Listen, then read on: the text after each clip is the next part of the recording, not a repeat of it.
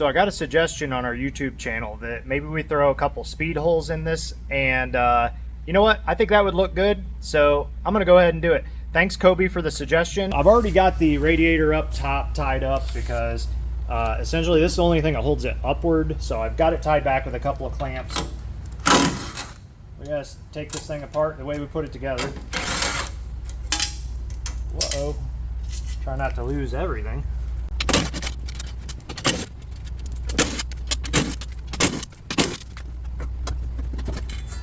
All right, let's get to it.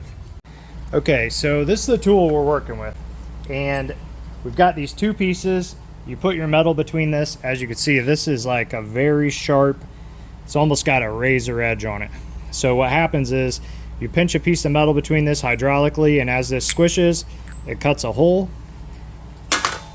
And then you use one of these dies to make it a dimple. It's a dimple die, and that gives you that cool look. So first we need to drill a pilot hole that'll be big enough for this here to pass through. Get our layout. I think, what, 3 of them? I think 3 of them. That'll look kind of cool. 2 of them would look okay, but 3 of them would look better. So I'm just gonna kind of eyeball everything here. We've got about 8.5 inches, so 4 1/4 is our center roughly. Okay, and then let's see. I think I'm just gonna place these. Can kind of use these dies. I think we'll do one in the center. Thinking that right there. Yeah, I like that. Okay, so just gonna do a quick trace around these just so I can kind of see where we want it. Yeah, something like that. Okay, so now that we've got that, we need to know where to put the hole. So I'm gonna use this die, get it centered up on our marker mark, and mark our centers. We got all our holes marked out. That's a fairly decent size, and I'm not sure, I think it's like, looks bigger than a 1/2 inch. Yeah, it's like a just over 3/4 of an inch is how big it is in here. So I need either a big drill bit or a step bit. So what I'll probably do is just start that with a smaller bit, and then I'll use this giant step bit. It's a nice fluted one, so these actually drill really nice. This is a fairly thick material, but this should handle it no problem. This one's a little older.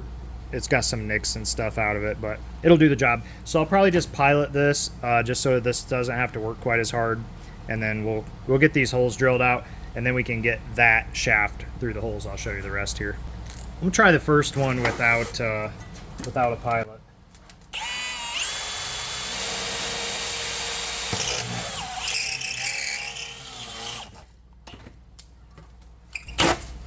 All right, I'm gonna have to tie this down because that bit has a lot of torque, and I don't want it to break my arm. All right,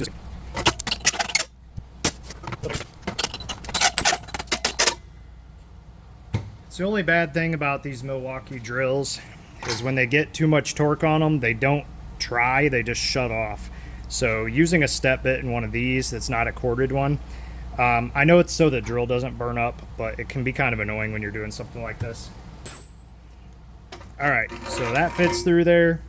I'm gonna do the other 3.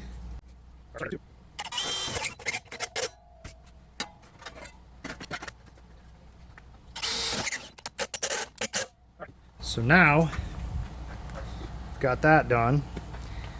We can work on the next thing, which is popping the holes. So we get our die. Like I said, that's just gonna pinch that. I'm gonna do it from the top, just like that, so you guys can watch it. Let me move the camera around here. So this is a hydraulic version. What we're gonna do, we're gonna take this, we're gonna load the die with the open end up. Okay. Take that through underneath, stick it through the hole. Oh, I didn't drill that hole quite big enough. Let me bump that one more time. take that through the bottom, come up just like that. Then we're going to take our sharp cutter, we're going to screw that down till it snugs up. Okay, so now that's held. Kind of show you what it's doing here. Coming up through the bottom, hydraulic line. There's that bottom part of the die, the hydraulic ram. Cutter on the top, threaded. So then this guy is just like a car jack, more or less. Turn your knob in, you start pumping this, and it will start drawing. See if I can hold this steady so you can see it. Alright, so hopefully we got this positioned to where you can see how this works. You see it's got a gap right now, and as I pump this, it's going to slowly start drawing through that steel.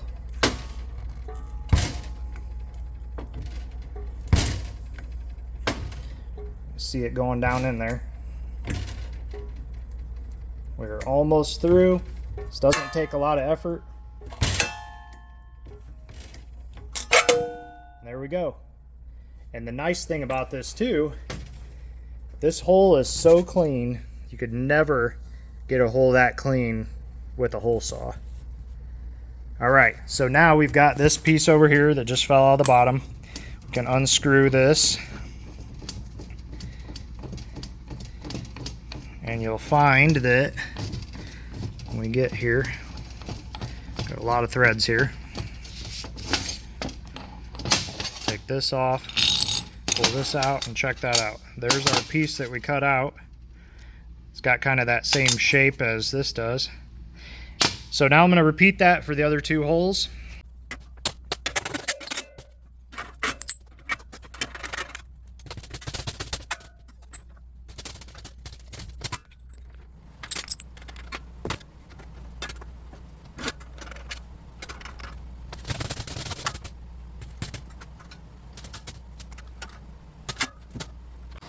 Alright, so now all three holes are cut, and we need to dimple them. So this is going to put that really cool radius on it that you see on those like race car seats and aircraft stuff. So now we're going to use these dimple dies. This is what it looks like. And what it's going to do is it's going to smash this die into this die. It's going to give that really cool look. So we want this on the bottom, so that the dimple goes that direction, it goes down. So this one will be under here, this one will be at the top, and we'll give that a smoosh. And actually this is not the right size, I need to grab the right one. Alright, so this is the size we're going to use. A lot bigger. Alright, so we're going to use the same tool, take off the cutting pieces.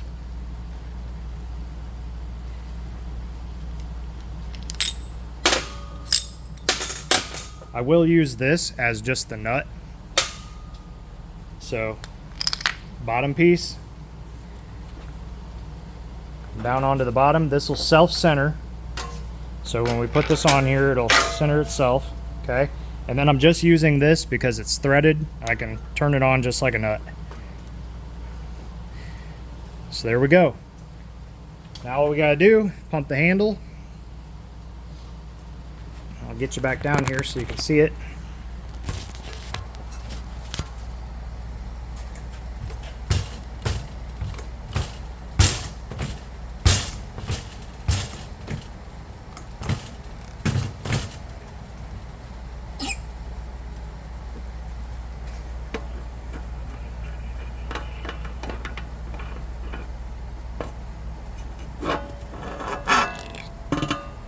And there you go. So that's how they get those really cool where it's sunken in. That's how they get that. And then if you look at the bottom side, I'll flip this over in a second because you really can't see it from here. I'll finish up these last couple.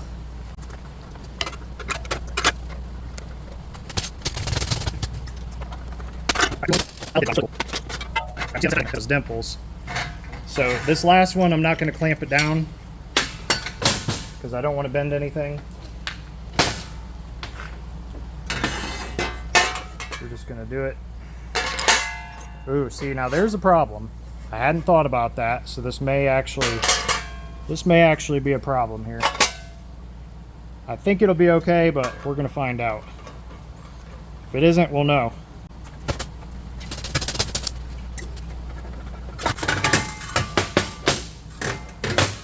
So if I were to do that again, I would have tried to stay away from this bend right here. I would have put that lower, but it actually didn't cause any issues for us. So there's the back side. You can see how it's raised now. And that adds actually a ton of structural rigidity to this as well. So let's go get it back installed. I'm gonna clean this up with some acetone just so that the permanent marker goes away and we can get a better look at it. Well, I decided to spray it black since we were putting all that work into it anyway. Back in here. That looks pretty dang good. I like it.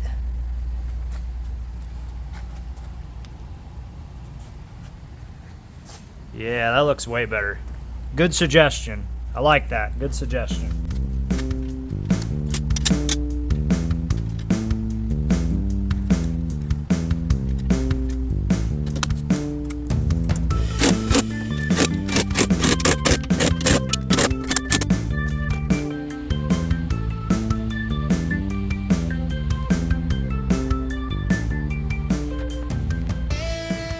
Okay, well, we've got in the cold air intake. This for a 20-something or rather Silverado, 2009 to 13.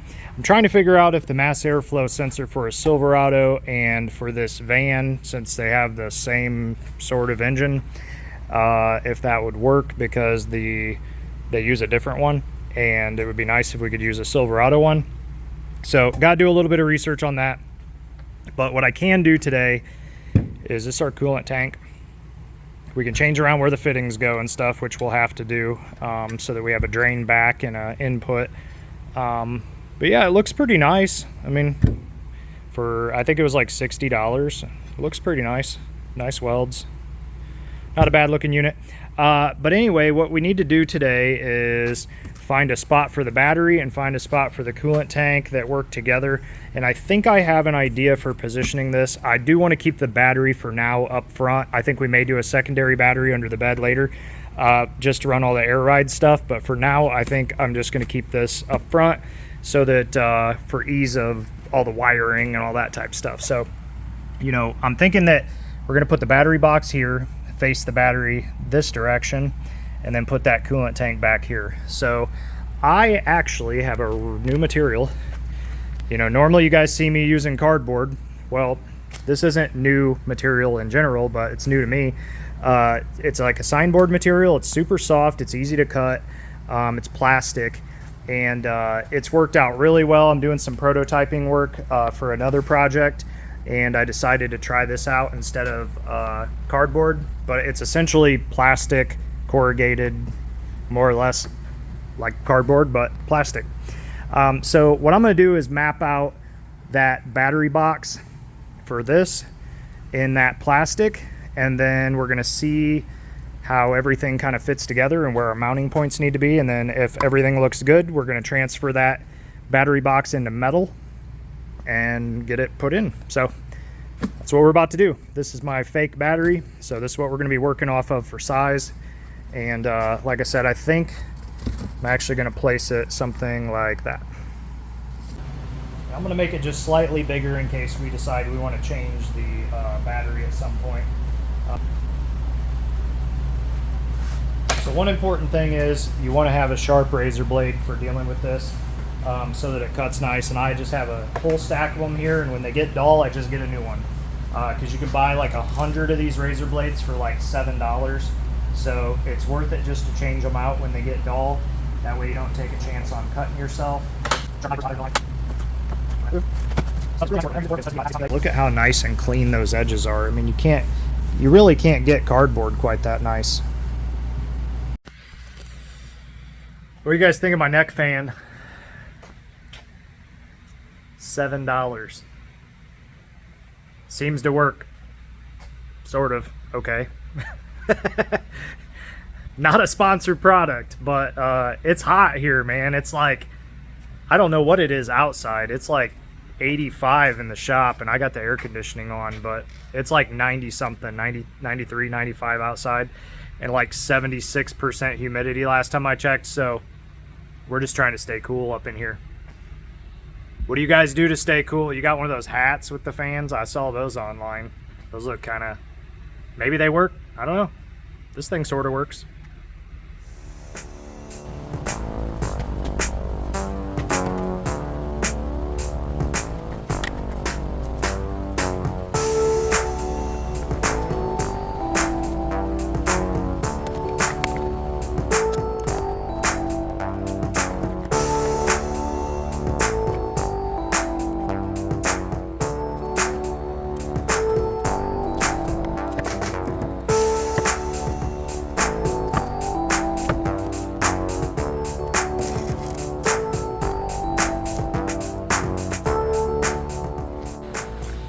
Well, I think I made it just a little too big. I wanted to go oversized, but that's a little too much. So nice thing is it's still not metal.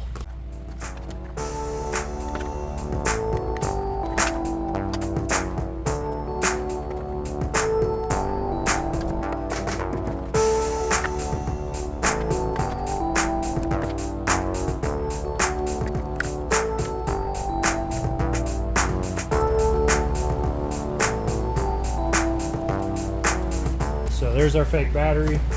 There's our battery box. Much nicer. This gives us room for a tie down. I think that'll work really well. Let's go see how it fits in the truck.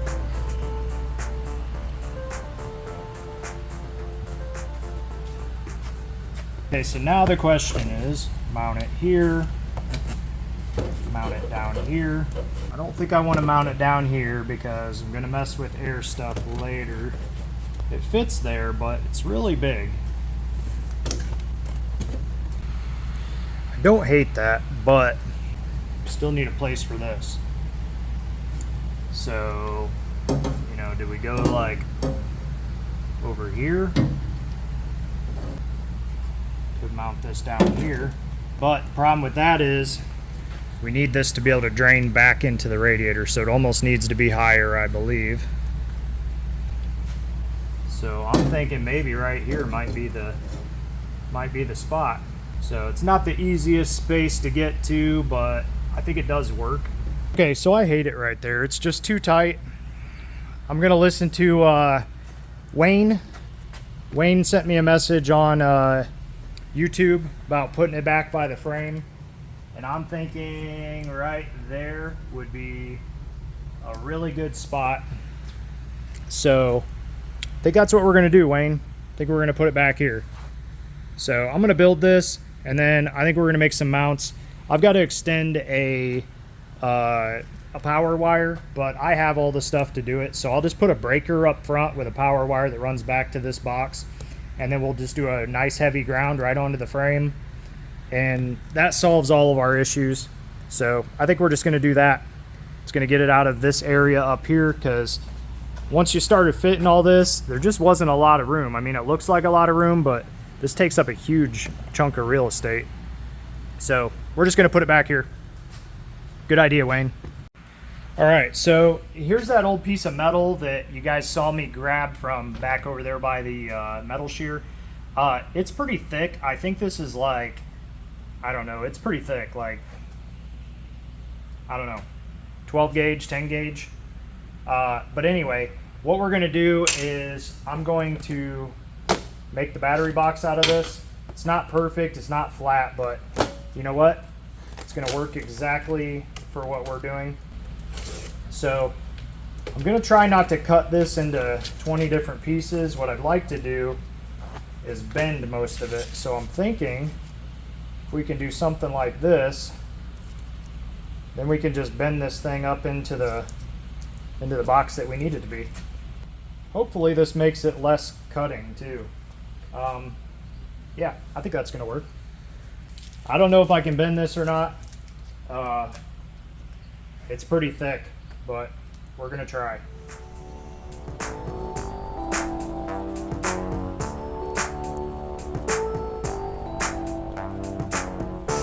All right, Well, I could see it, so that's the first step. I guess it's just time to get cutting.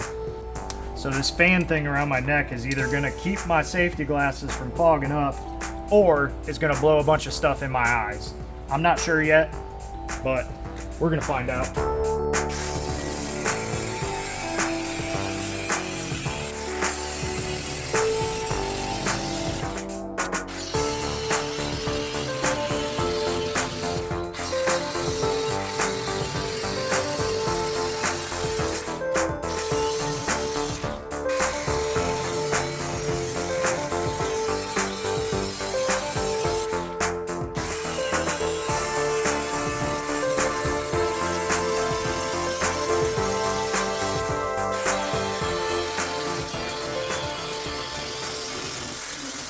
My glasses didn't fog up. We got this cut. I'm telling you right now, it's too thick for my bender. So what I'm gonna do is mark where the bends go, and then I'm gonna use that cutoff wheel to just scribe it. More or less cut a little bit of the metal away so that it'll want to bend. Because like I said, my bender, the capabilities are, this is just a little bit too thick.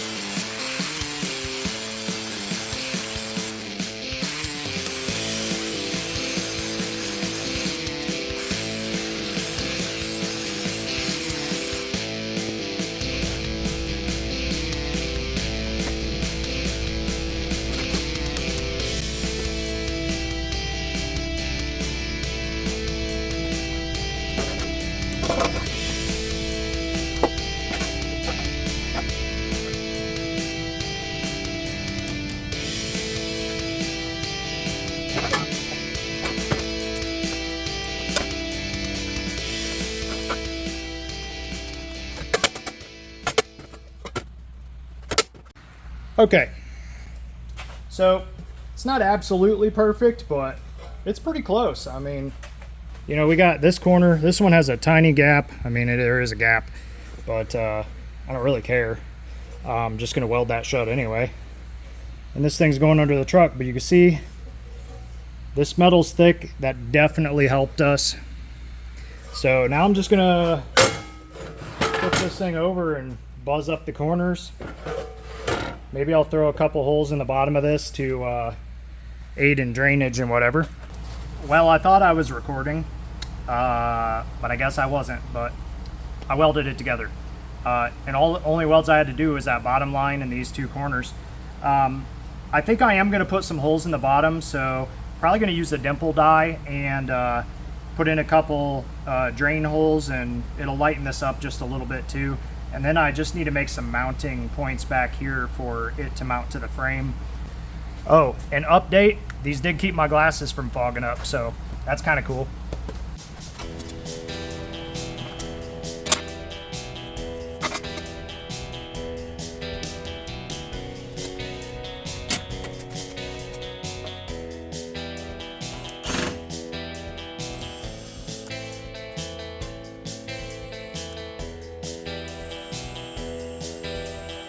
That drill bit's not going.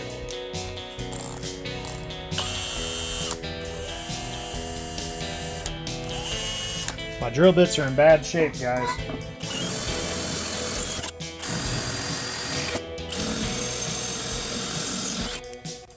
Little fluted step bit. This one's got some aluminum stuck in it, but that'll clean out.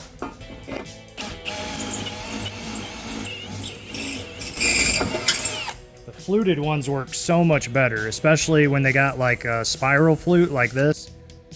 It works so much better. Look at that. It's like nothing. Something weird going on with this metal. It used to be an old workbench, and then the metal set, you know, in my shop for a while at my old shop. And I swear right now as I'm working on this, it smells like mice. It reminds me of when you open up an old car that's been sitting. It smells like that. It's not the most pleasant smell.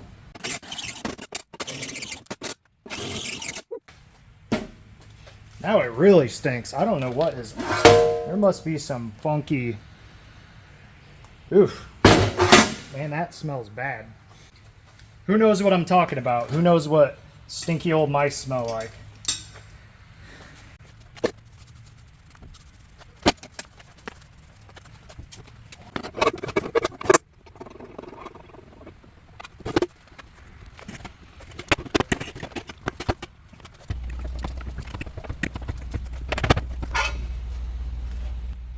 It's definitely max capacity for these cutters. Definitely, it's not enjoying that. It's pretty thick though.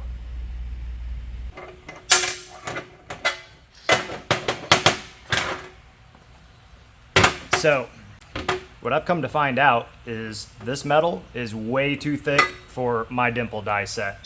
So, we're not gonna do it. But, we do have holes in the bottom. I was able to get it to cut through, but it was not easy. But anyway, I'm going to put 3 holes in this and get it mounted to the frame, and then our battery box is done. I did go back through and weld where we bent it to, just for extra measured security that it isn't going to break. But I mean, how's that going to break?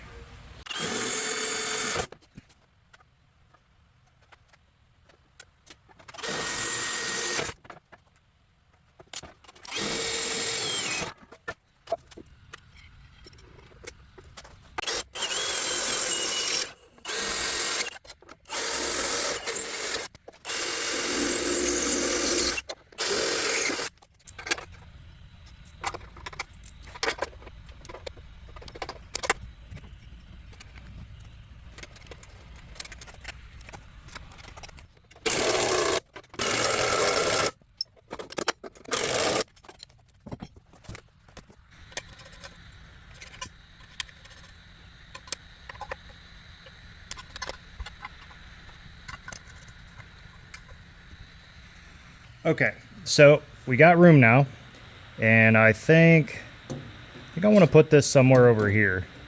That'll keep the lines close to where I need to run them here, so thinking something like this is probably what I want to do. Maybe like right there.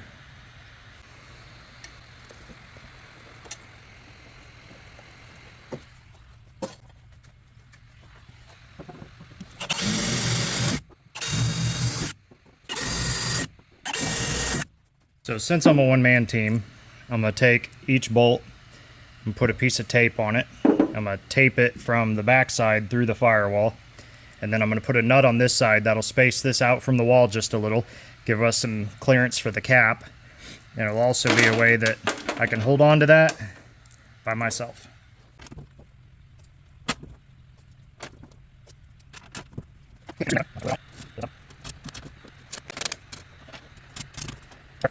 So now we just hit it with this as fast as we can, and hopefully it'll tighten each one up. Now if I measured this correctly, or marked it correctly. Oh wow, I did something right.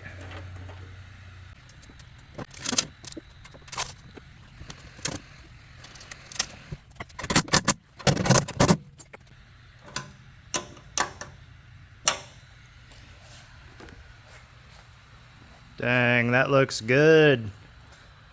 Alright, I'm glad I opted for this tank, and I'm glad that I went with that position because it's much better than what we were gonna do. Come back here. There's that battery tray. Looks pretty good, really. I mean, it's a battery tray, but yeah, looks pretty good. All right, so on to the next thing. I haven't got into tackling this situation yet, but we're gonna work on it because, as I said before, the only way to do things sometimes is to just start doing them. So we're gonna just start doing it, and it's gonna work.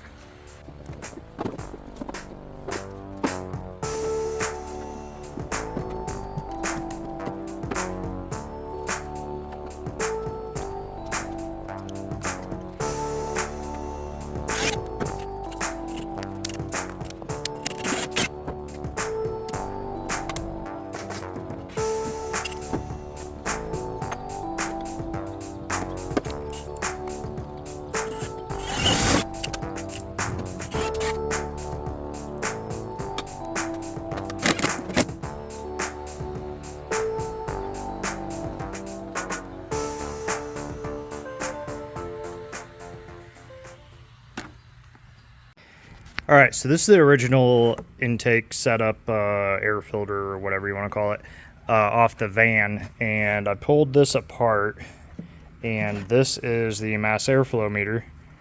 And you know, so the one that for the Silverado would go in here.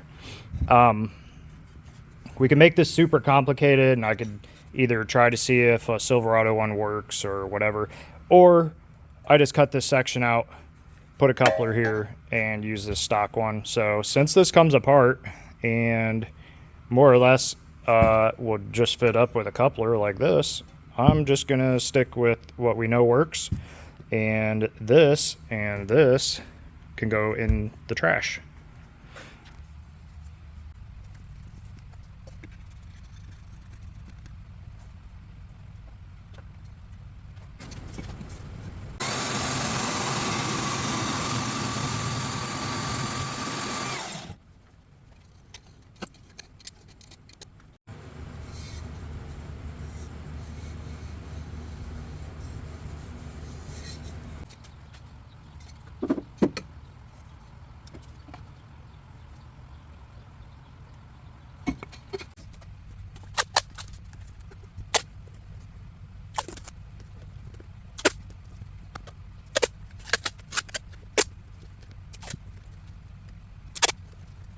I've decided I'm going to remove these tabs. There's no real reason. I just don't like them and we don't need them, so I'm getting rid of those.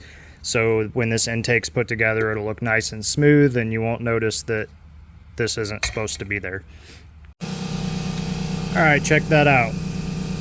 Smoothed out, looks a lot better. Now when it's in line, you don't see a bunch of stuff hanging off of it. It just looks like it belongs there. Cleaned the dirt off of it.